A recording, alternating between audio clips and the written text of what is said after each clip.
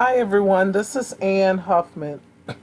I have some sinus issues going on, so please excuse all of the sniffles. In this tutorial, I want to show you how you can change a line art image to a layered project if that's what you're trying to do. In my group, this is one of the class assignments I gave, and I laughed to myself before I chose this object because I knew it was going to give some people heartache and heartburn.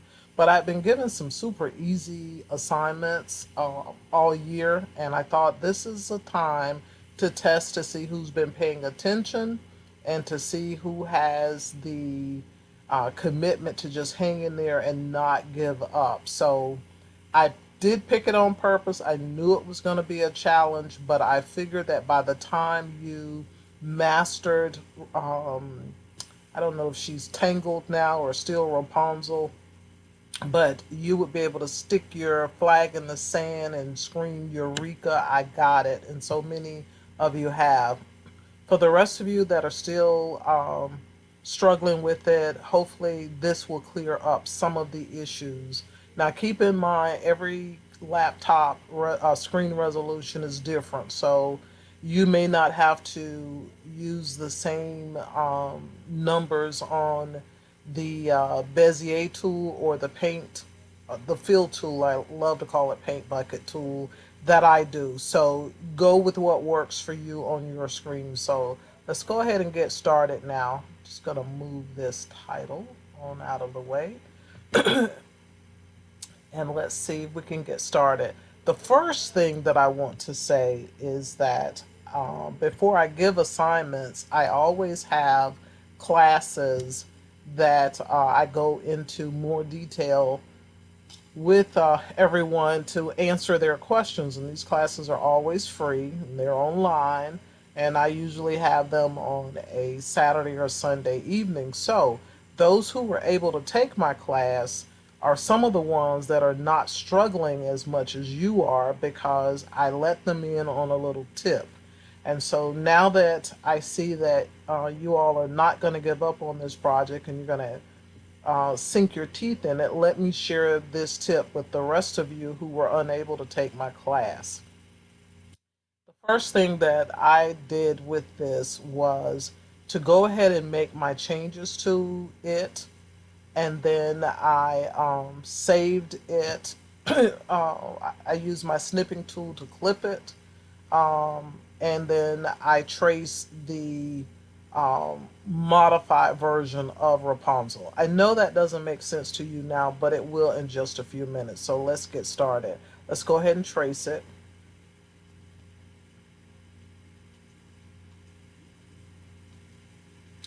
And of course, we know it defaults at 45. So I'm just going to keep increasing it until I can see that the lines are getting darker.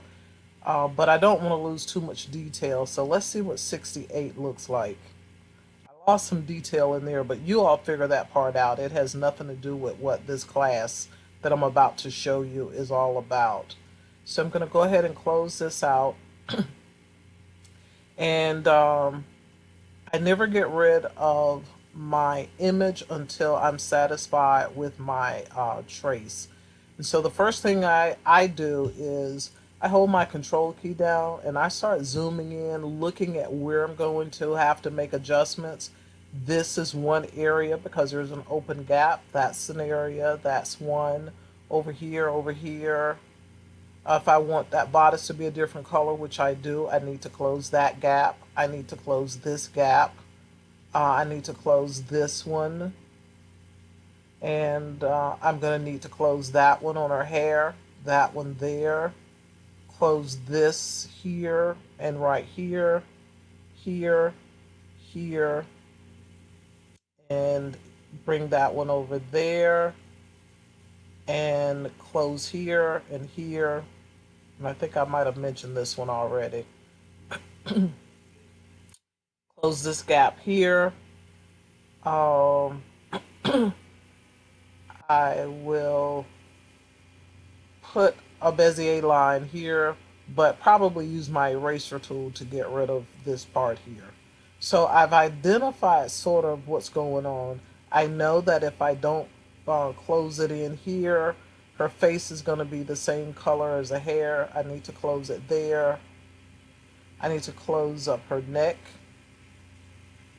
And I need to close this part of her eye so it'll be white. And I'll close to here so that it will take some color. And so once you close all of that in, you're going to have much more success when you do step two in converting to an SVG, which is to break it all into pieces so that you can layer it. And so I've identified where I want to go with it. So I'm just going to slide her over out of my way. I'm going to get rid of this um, design area just because I need more room to work with. But I hope I remember to come back to it because the finished product needs to be in here in order to get a preview. So to get rid of it, I'm going to click on this little wrench tool here and I'm going to deselect show page border. Hopefully I remember to come back to it. So now I've identified what I need to do. So let me get started. I'm going to start at the top and work my way down. So I'm holding that control key down and making it larger. So for my old eyes, I'll be able to see it better. So I'll start with this. And remember I said whenever you click on a tool over here, you have the options to tweak it here on this status bar. One important thing to keep in mind is in Inkscape, it doesn't give you the option where once you finish making a stroke, which is drawing a line the way you and I talk in craft world, we draw lines, but they call it making a stroke, is once you have closed it in and you want to fill it to make sure that you close the gap tightly, Inkscape is not going to remember that. So it's going to maintain the stroke properties and you'll end up with two colors up here. So you're going to have to decide what you want to do. You can keep flipping back and forth, closing the stroke off, and to do that, you can click on the properties box over here and under stroke, you would click it and click an X that you don't want anything to show or fulfill, vice versa, or down here in this bottom left hand corner under fill or stroke, right click in the bottom, remove it. That's if you're trying to do go from stroke to fill, stroke to fill. It may be uh, easier on you if you do all your stroke lines first and then do fill so that you only have to turn stroke off one time. That's your personal choice on it. But that's what's going on when you see both colors. So I'm just going to go from here to this black line. I double click. Of course, my line is very faint. You can barely see it. And I don't like the snapping guide. You all might, but I don't. So I go over here. It's already enabled. I'm going to disable it so I can move things the way I want to. So with it highlighted now, I need to go to the style, the line style. And sometimes it may say MM in here. Just click this drop down. Pixels or points is what I use. Um, and it's defaulted at 1. And so I'm just going to keep clicking this. I can click it and hold it until it gets as thick as I want, but so that it still looks like the rest of the lines that's closer to it. With it highlighted, I'm going to go to path, excuse me, stroke to path. I've just made it an object because the next step is to click on the select tool, and with that new stroke that's now path highlighted, hold your shift key down and just click on your image to get this outer bounding box. And with both of them selected, do path union. Now that's closed in permanently. You can do more than one if your memory hopefully is a whole lot better than mine to remember where all your lines are, because yes, you can do them like that. I think that let's see here. Uh, Maybe if I do red, red will remind me. Okay. Of which ones I need to do. Let's go ahead and close here. Go back to style. It wants to stay there at that default. And looks like I'm going to have to go back to the one for the color. Let's see. And I'm going to also draw a line here. Wasn't the best line, but of course, I'm just showing you the technique. When you work on your project, of course, you're gonna make your line up a whole lot better than what mine has. And let's paint it. And I'm just gonna click on the select so I can click on it again to get the rotate. And I'm just gonna slightly rotate it. So I've got two there, or I need to do the neck. And I suggest, unless your eyes are really good, uh, to just zoom into those areas so that you can really see what you're doing. I forgot to double click. Looks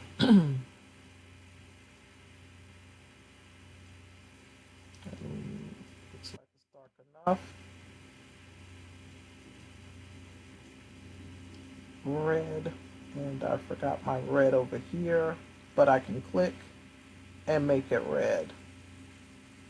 Um, and let me just stop with these, only because, and I need to do one more there. So I'll do one more there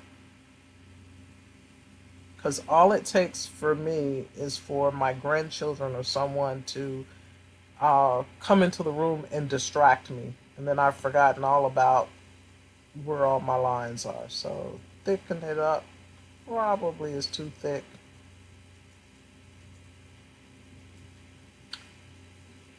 And let me click off of it. I just want to zoom in because I could have probably done both of just did one line.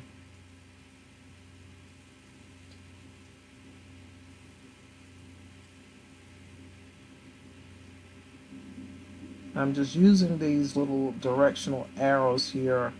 If you click on it twice, you get the rotation option. So let's see. Let me go back down here.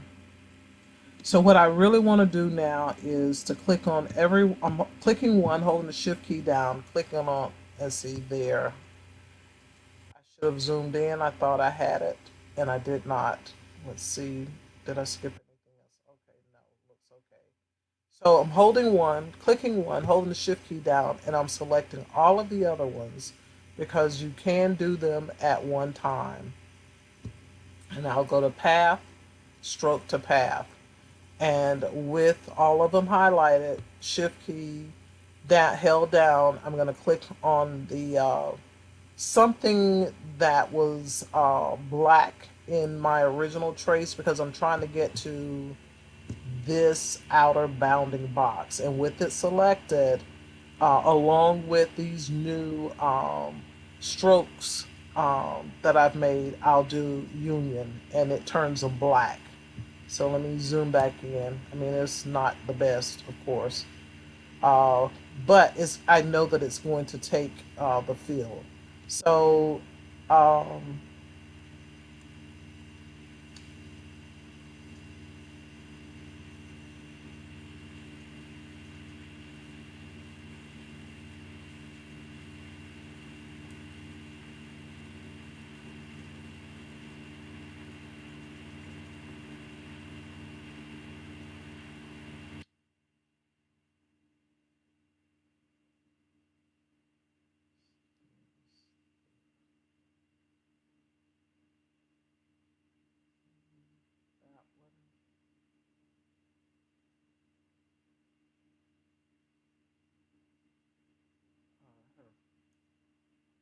there.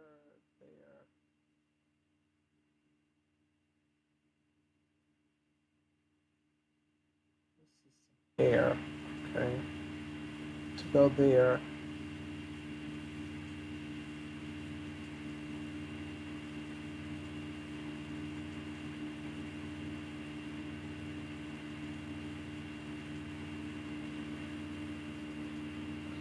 And God help me, I have not changed anything, any colors, nor thickened it, any of them up. But I just want to get, I don't want the uh, video to get too long, so I can show you what I meant earlier. So I think these are the only ones that I did. So I'll go back to path, stroke to path. So let shift key back down, try to find something, give me this outer bounding box, path, union. So those are all connected.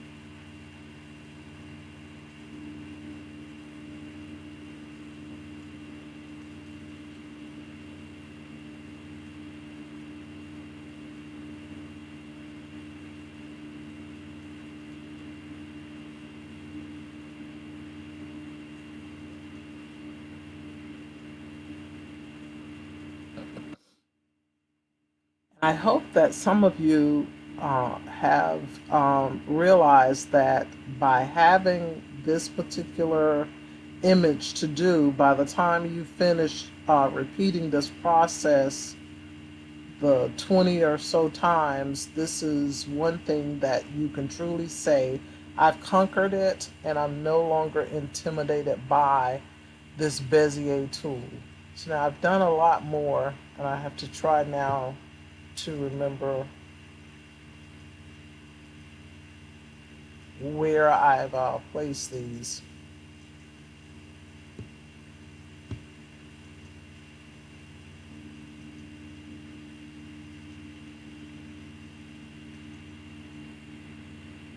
I can tell I don't have that one touching. So I'm just going to go ahead. I'll come back to it, stroke to path.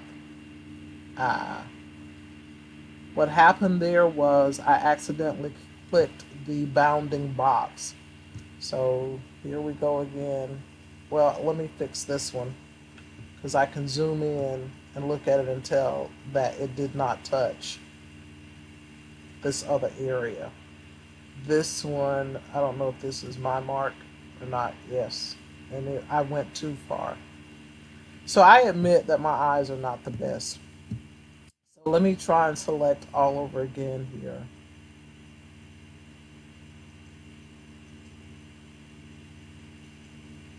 That's where I went wrong. And you see the bounding box popped up. So I need to deselect it. Um, that's one. There. Okay. And so now I'll go back and say path, stroke to path. And now I want to get that outer bounding box so I can do path union. And they're all in there together. And I think at this point, I've got about 5 more minutes going with this. But let me just stop now and show you what I meant. Because you're going to continue on to fill all of these in. And let's just go back and, well, I know that they're going to take the the fill. Let me just click one and here, and my settings up here are way too high. The first thing that you should do when you click on the paint bucket is just click this little reset button here. So you go back to what Inkscape has as a default. Again, be careful with this. Sometimes, for some crazy reason, it just pops on the very first one. I use pixels or points, but the grow shrink is how close to the edges of the black line do you want that fill to take place. The threshold is how far around that curve do you want it to go. But I knew that it was going to take it, as you can tell where I filled it in at. Wherever I click, it's going to take it.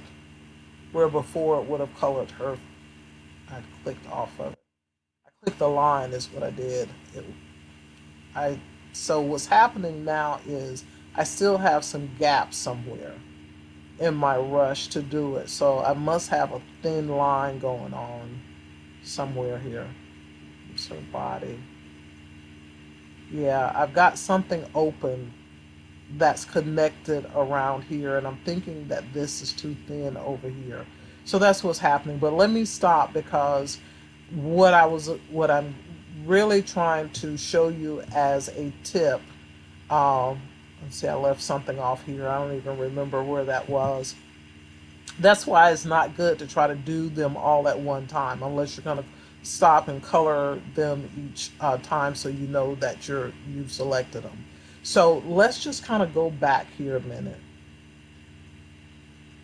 This was the original one, and as you can see, there's a lot of broken gaps, which it should be because it's line art. Um, so this was the original one that here image. This is the one that I traced. And so the tip is close all of these things in first, and then when you're done, go to your snipping tool. I don't know where there's mine. Go to your snipping tool and highlight what you traced and filled in. And when you do that, you just want to make a copy of it. I click a couple of times. That's just a quirky Anne Huffman thing. And I'm going to push her down to the bottom so all of these don't get me too confused. Now you want to paste in what you just fixed.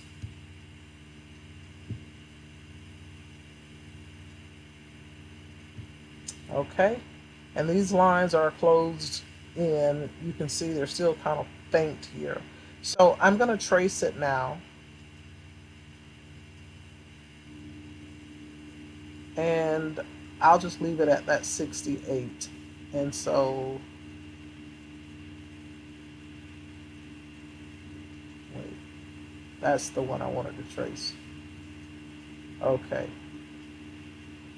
So that's what I was saying. Get so confused. Down to the bottom it says path, so that's the one I just traced. When I click here, it should say image. So I'm just going to delete the image. That's the one that I did the copy and paste on.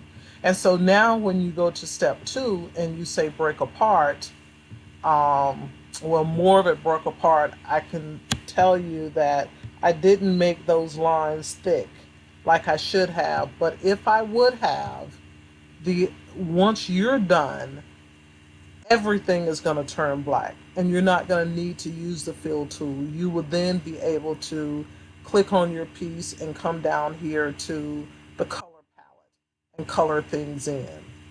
So there's a little preparation that needs to be done first. And this is just a tip to you. Again, if my lines had been better, I would have had much better results. And I didn't get over here to the bottom to finish them. So just make sure that you thicken up your lines and not get in a rush like I just did with this, because now I would have to do it all over again. So that is the tip that everyone that attended my class um, learned. That's what I shared with them. So just a very quick recap before I run out of time here is once you import or paste this into Inkscape and trace it, take the trace that you have. This was the original. Got a couple of them here. Take the one that you would have just traced, zoom in, and start making your Bezier lines. You can do several at a time. And just remember to thicken those lines up so that when you trace this again after you have closed in these lines, the software is going to see that there's a darker, thicker line there. I did not do that for the ones in the end, trying to hurry up and get through this tutorial. But if you do a better job than I did with it, you'll have everything will turn black. I promise you that it will. So um, hopefully this will help. Finish double clicking. Hopefully this will help you all um, and save you some frustration with it. But that's exactly what you do. When it comes to verifying if something is going to take the fill and you use this fill bucket, as soon as you click on it, look up here, and I would probably hit the reset button to get it back to default and then try to fill something in. Now, this is a common question that I was asking the group. Why do I have red and why do I have the gold? Because it's showing a fill and a stroke. Because the last thing that I did was a stroke, and I did not come back to it and say I don't want the stroke anymore. So you can click it up here. Well, I've gotten rid of it. Or you can come down to the bottom left and right click on stroke and say remove stroke. Now all I'm getting is fill. That's all that's taking place is fill. That I don't know if it will fill because the line is very thin right there. And so with the fill is a whole different tutorial in itself, but you have to be very careful not to get this little white that's in here. If you're using HTV, I wouldn't worry about it as much because it's going to some of this black is going to might shrink on you in the end, and you end up with a perfect layer. But if it drives you crazy when you click on it, and this one is acting good, again, grow shrink means how close to the edges. So if you think of grow shrink as width, and if you think of threshold as length, how far down do I want something to go? This one didn't fill it all the way. So I've told it that I wanted it to go I set it at 15 to come down this far, but my grow shrink to my edges is still sitting at 0. So I'm going to undo this and increase the grow shrink, maybe start at 20 and see 20 work perfect. So you have to play with these numbers until you get something that you are happy with. So I'm going to end this tutorial at this point before it gets too large to post in our group.